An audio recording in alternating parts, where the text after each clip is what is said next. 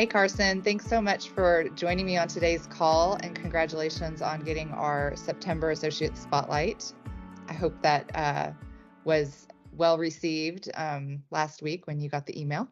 Absolutely. Yeah, thanks, Melissa. Happy to be here. Good. I usually start off with a little background, Carson. So if you could share a little bit about how you came to Adafio. I'm just going to jump into that first and last question. So how long have you worked for Adafio? What do you do, and what brought you here? Yeah, absolutely. So I have been at Adafio for a little over 2.5 years in the client engagement leader role. And so really what that job entails is I'm the primary point of contact for both Adafio and the client that I am assigned to, really for all things IT related.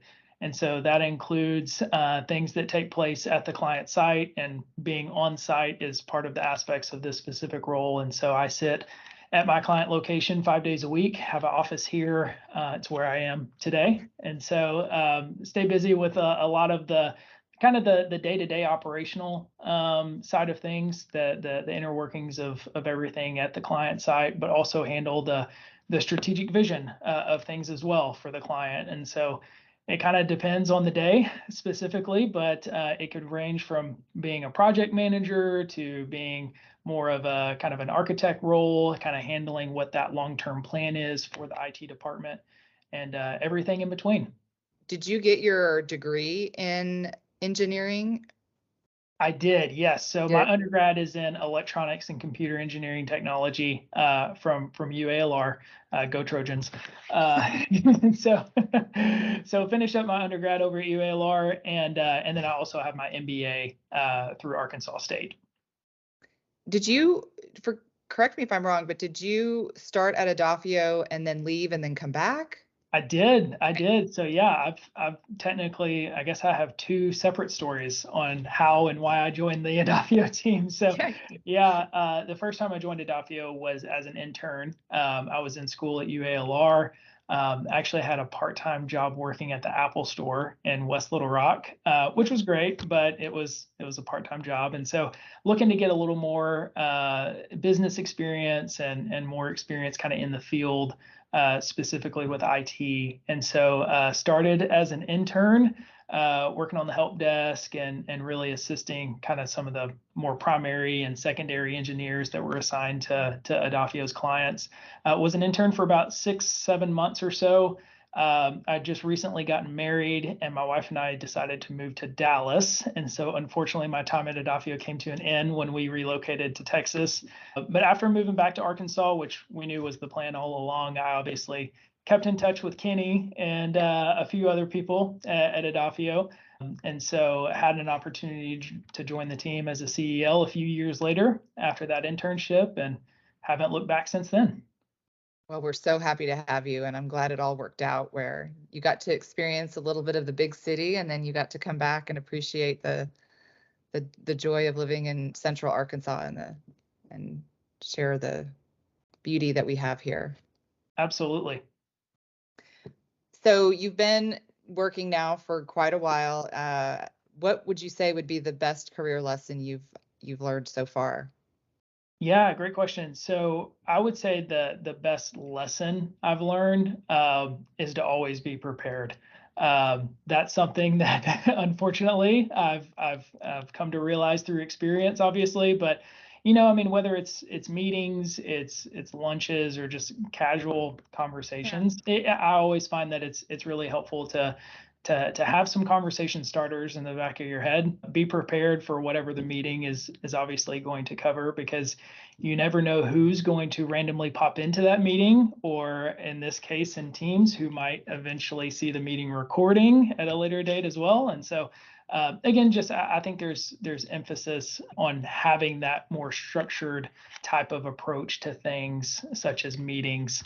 Obviously, Teams is a great collaboration tool and a great communication tool, but I feel like we might get in the habit of just kind of going off the cuff or being a little more ad hoc in our approach to communication. And so I think that's one lesson that I'm thankful to have learned early on in my career, is to always have a plan and always be prepared for wherever the conversation may go. I couldn't agree more. And it's interesting because even if you're going off the cuff, that seems more casual and comfortable, right? But if you come prepared, then you can still come across casual and comfortable, but have all of the insight just a little bit, with a little bit more deliberateness and mindfulness. It's a sense that you care enough to dig in a little deeper and learn.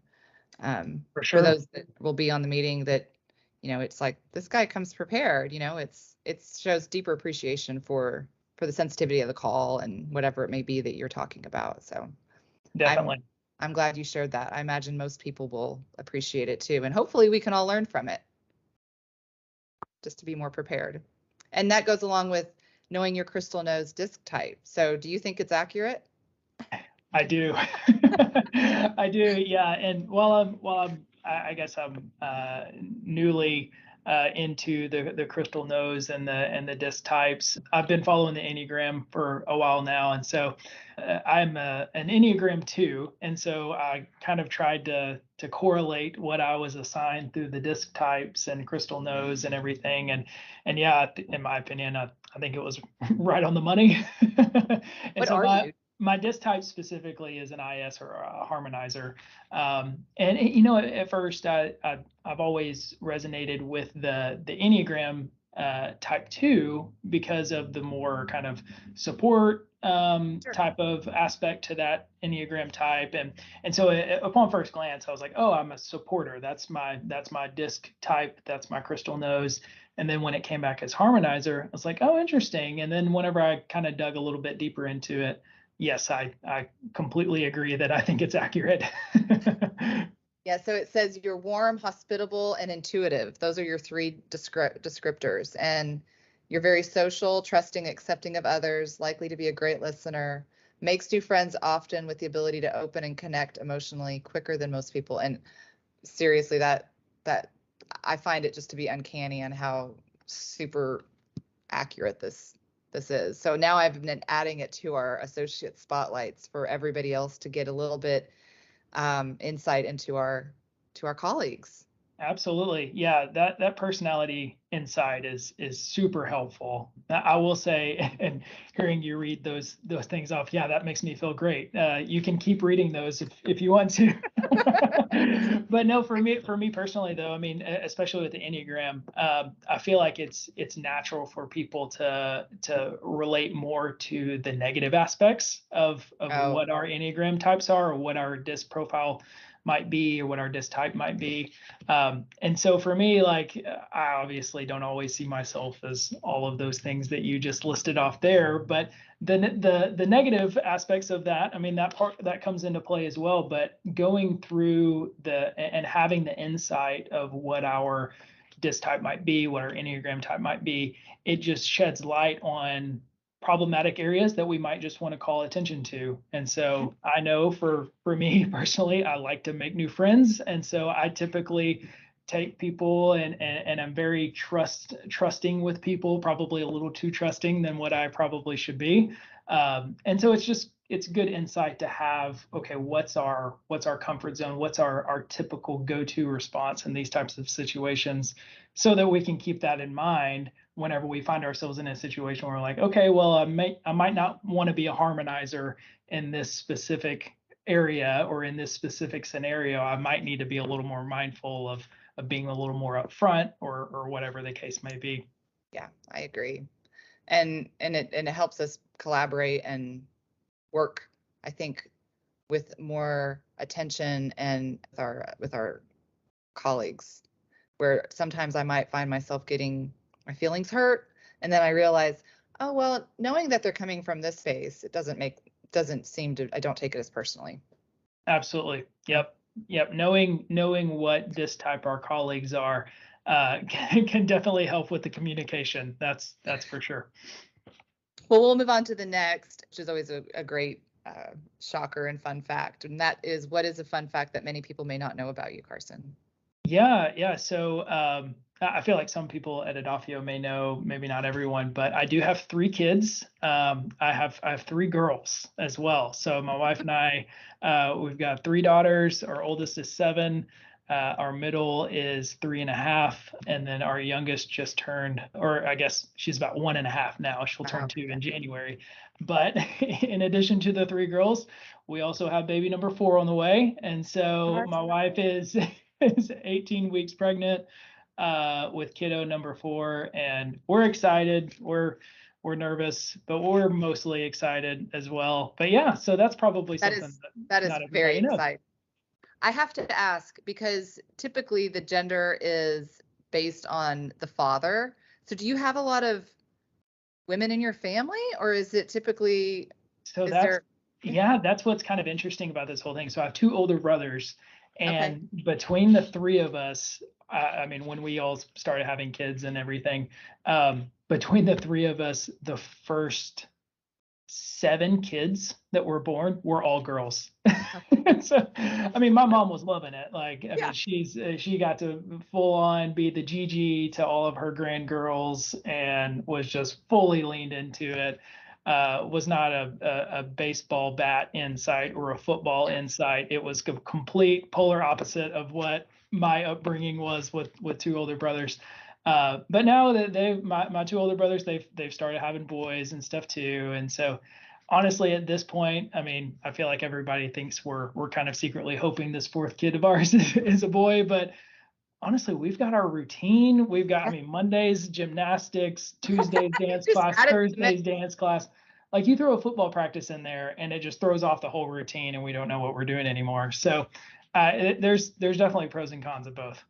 I agree. I agree. And I will say that I think boys tend to be a little easier.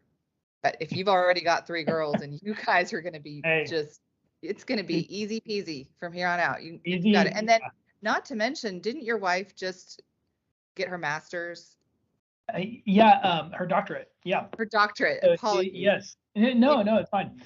Yeah, yeah. So she's had a lot on her plate as of late. Obviously, she can't go back to school even if she wanted to at this point. So, but but but still, yeah, what an accomplishment. And to have all of that additional, responsibilities, both of you, and then to have received, and added that to your plate, it's just phenomenal. Like, are you guys going to find out, or are you going to make it, like, what are your thoughts? so we haven't found out yet that this is going to be our last, and so we're like, well, if we're ever going to be surprised at the birth, now's the time. But to be honest with you, I don't think either one of us are that patient. So we'll probably give it a couple weeks, and we'll probably break down once we get in the room and start having Yeah. that ultrasound and that anatomy scan and everything. We'll probably end up finding out around that Seems like time. just let us know. Yeah, Well, I'll be anxiously awaiting to know the answer as well. me too. So what's your favorite place in the world? Yeah, great question. I feel like, I mean, obviously I love being at home. That's definitely my comfort zone. We actually have this front porch swing that we've recently moved into our house about a year ago now. But yeah, I mean it's great to just sit out on the front porch and Yes. watch the kiddos play in the front yard and all that good stuff. I will say, and my wife and I, because of the kids and the doctorate program and everything else, we haven't traveled just a ton, but we did Mhm. get up to Jackson Hole, Wyoming, this past spring, and that was awesome. It was Okay. a tremendous trip, and really loved getting up there. Obviously, the natural aspects of Jackson Hole mixed with the incredible food and the restaurants and everything else. That was definitely a spot that we would love to revisit. We went snow skiing this past year when we were up there Okay. around spring break. I'd love to get back during the summer and maybe do some of their ATV tours and maybe get to go rock climbing a little bit or something. Yeah. There's just a lot to do up there. I think you can fly fish as well. Are you into that? I'm not yet, Yeah. but yeah, tons of fly fishing up there, and it's pretty cool because they have like the Jackson Town Square, which is kind of in downtown Jackson Hole. There's a ton of stores that sell all of the fishing and Oh, outdoor yeah. gear. Yeah, there's tons of stuff to do around that area, and that might be a hobby I need to pick up just for the sake of going back to Jackson Hole and being able to do it up there. Maybe we do like a company afternoon weekend where we have Jennifer Hawthorne's husband teach us what he knows about fly Oh fishing. yeah, That'd be fun. I would definitely enjoy that, and I would definitely be there. Okay. And yeah, to your point, I mean, there's plenty of places around the state of Arkansas that have great fly fishing Right. as well. So sign me up. I'm in. Okay. I might really consider that because I want to learn as well. No, that's terrific. Well, I obviously have zero to contribute to that conversation, but I will happily bring the drinks and be in attendance and soak up whatever knowledge I can I can at that point. So what's one thing you can't live without? Oh, this was the easiest question of them all, Melissa. Uh, Coffee. It's got to be coffee. I'm sitting here. I'm drinking. Yes. Yeah. Exactly. Yeah. I'm definitely not as well, for lack of a better term, high maintenance regarding coffee as I used to be. But there was a time where I was super picky about Uh-huh. the different roasts and where the coffee was actually farmed from, and whether it was a single origin or if it was a blend, all that good stuff. And so I'm not quite as picky these days, probably because I'm consuming more of it, and any coffee is good coffee at this point. Yeah, But exactly. that's got to be my one thing. I could not live without coffee. Maybe once the kids get older, I can think Convenient. about curbing my my coffee intake. But for now, I'm gonna keep it coming. Do you have a favorite coffee brand? Yeah, no, that's a terrific question. So when we were in Dallas, not to knock on any local coffee shops around Central Arkansas, or obviously Northwest Arkansas has Onyx and a few others that are tremendous. Here in Little Rock, we've got my personal favorite, which is Milo. But when we were in Dallas, the coffee scene down there is just on another level. Oh, There's a place called Merit Coffee Company, which is really terrific. Obviously, they have their own roastery and everything else that goes along with that. But anytime we revisit Dallas, that's always my first there you stop, go. is to Yeah. swing into Merit Coffee, get a nice Americano, I like and Americano too. Is that your ah, favorite? that's my go-to. Absolutely. Yep. Yep. If you come to Northwest Arkansas again, which I know one day maybe you will, there's a place that I tried that's called Confident Coffee, and it's in Johnson. And I must say, Okay. it's super refreshing and delightful and worth a swing through if you ever get toward this area.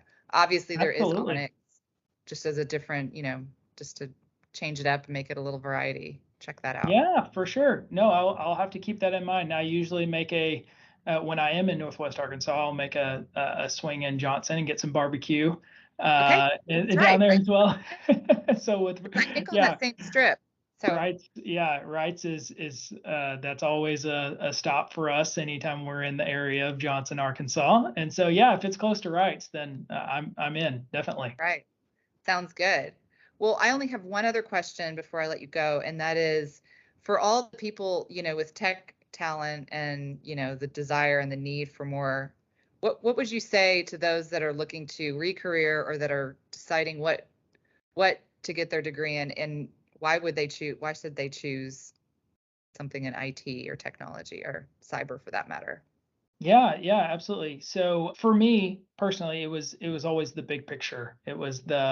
I mean, obviously things today look very different than what they did back when I was in school, but the importance of IT, specifically information security, has just exponentially grown, and there's a high demand for it, obviously, but yeah, it's a career field that is going to offer a lot of opportunity.